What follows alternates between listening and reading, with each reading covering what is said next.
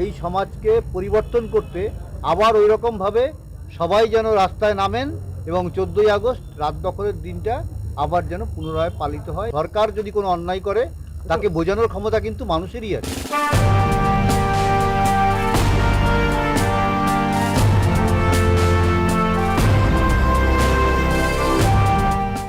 মর্মান্তিক আরজিকর কাণ্ডের 1 বছর পার হতে চলল।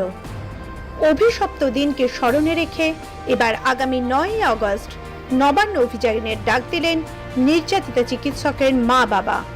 শনিবার সোদপুরে উল্টো রথের অনুষ্ঠানে এসেছিলেন রাজ্যের বিরোধী দলনেতা শুভেন্দু অধিকারী। সন্ধ্যায় তিনি যান আরজিকরের নির্যাতিতা তরুণীর বাড়িতে। শুভেন্দুকে পাশে নিয়েই নবান্ন অভিযানের ডাক দিলেন নির্যাতিতার বাবা। তার এই আজকে নির্মম পরিণতি হয়েছে।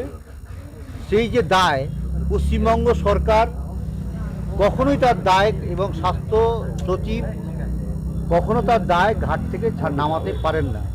সেই কারণেই আমরা ঠিক করেছি আগামী 9ই আগস্ট বর্ষপূর্তি উপলক্ষে 1 বছর হয়ে যাচ্ছে, আমরা ন্যায় বিচার পাইনি এবং আদালতে রাজ্য সরকারের যে ভাবমূর্তি এখনও আছে তারই প্রতিবাদে এবং ন্যায় বিচার ছিনিয়ে আনার জন্যে আমরা নবান্ন অভিযানে ডাক দিচ্ছি।